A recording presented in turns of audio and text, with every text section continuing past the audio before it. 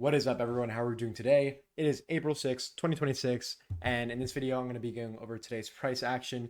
The one long I took, we absolutely smacked that, 260 bucks for the day.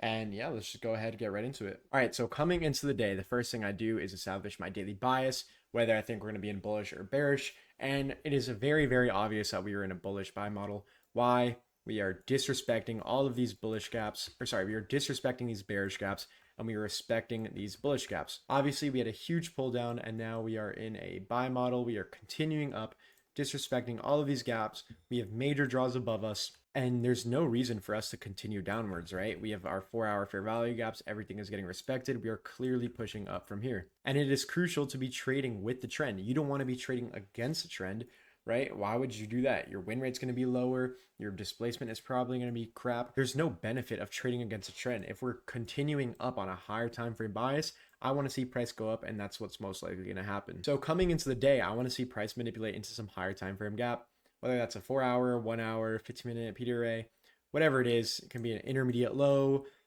previous day high, whatever it is. There are so many different key levels, and in this instance on the hourly chart, I want to see price go up from here. We're respecting these gaps. We have an hourly intermediate low right here. I want to see probably this get tapped into and then continue up. Right out here, we have clear buy side liquidity. What is this? This is the major high. This is also the London highs. And it's clear that this is our major drawn liquidity. Why? It's our major swing high as well. It's stacked with London highs. So we want to see price go up if we're in a bullish model, and which is exactly what we're in. Now under us, we have this 1-hour gap. It's a bullish for value gap, and price has not disrespected it. We just created an intermediate low. So at market open, I would love to see price manipulate down into this gap and then take it all the way to our buy side liquidity. Now I could also see price continue lower and be extremely discounted in this hourly intermediate low, as well as we had a 4-hour intermediate low below us. Now if we really tap these levels, we were looking at a ton of points, right? Like 350 points. This is probably not going to happen at market open. So what am I going to look for? The closest and strongest PDRA, which is at hourly intermediate low. So it's 929, and we start manipulating lower. And when I'm taking longs, what do I want to see? I want to see price manipulate lower into one of these gaps and then go for our buy side liquidity, go for our long position.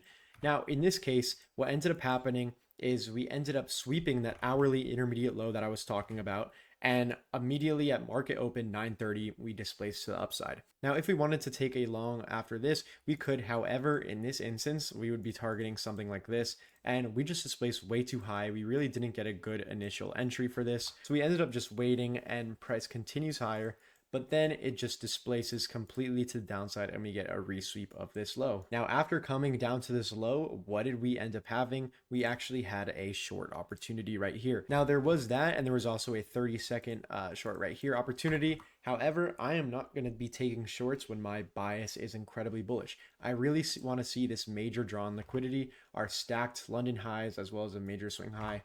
That is my main draw, and I'm not going to really be taking shorts. Now, you could have taken this move, and it wasn't bad. Mechanically, it's not horrible. However, this is just something not in my playbook, and I really go for high consistency and high win rate trades, as that is what prop firms reward the highest. And also, I just like to be conservative with my moves. I don't really want to be playing too risky. That's how you blow accounts. That's how you lose a ton of money if you're not careful. So that is something I personally faded. However, I know a lot of people who ended up taking it and it ended up playing right. Now, after we swept that low, we're still respecting our hourly bullish fair value gap. And what do we create in this manipulation leg down to the downside? We create a 1 minute, but also a 2 minute, which was, I believe, the highest inversion. Yeah, so we ended up creating this 2 minute inversion, or a 2 minute fair value gap. And I believe on like the next candle, yeah, it gets displaced through. And this is exactly where I had my entry. After we reswept the intermediate low, we're respecting a bullish fair value gap. On our higher time frame bias, we were bullish, and that's exactly how it plays out. We had our stop loss at the order block, and we had our take profit at the London highs, and that stacked majorly hourly high. And then I also had my break even at this major high. Now, a lot of people were asking, oh, why is this not a protected high? This is not a protected high because 2 reasons. Number 1, we are in a bullish buy model, right?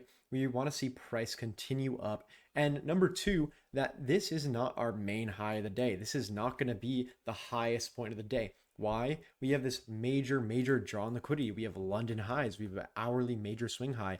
That is probably going to get taken out, and especially we're going to buy model. So there's no reason for me to think that, oh, just because we reached a certain high at market open means that's going to be the high for the day. That is just ridiculous. However, just in case ES ended up sweeping this high before NQ did, or in case of any reversal opportunities, I had my break even at this major high. And what ends up happening is that we start displacing higher, we end up hitting break even, so I move my stop loss, and we just immediately hit TP and price rips. Now that was a trade, it was incredibly A+, right? We were obviously very bullish on the higher time frame. We're disrespecting these bearish gaps, we're respecting our bullish gaps. We had an hourly fair value gap, which we tapped into. We swept the hourly intermediate low, and we took an inversion to the upside off of that. Now, that was my target. That was 953. This move initiated at 942. It was like less than 10 minutes in this trade, and we were out. It was as easy as that. And once we hit our major draw in liquidity, once we hit the point where I wanted to see price go to, that was it. I was done for the day.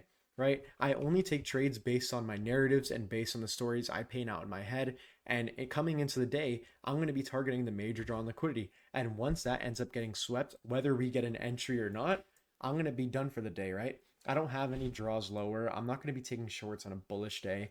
There's no reason for me to just keep looking at the charts. Now, one other trade that I do want to note is this inversion off of the 5-minute. Now, this is a trade I saw a lot of people take, and eventually we ended up, after taking that London high and the major swing high, we came down, respected the hourly gap again, and we created a 5-minute gap. Now, I think the next candle closed above it. Yeah, so the next candle closed above it, and a lot of people were like, okay, I'm going to go target this high of the day.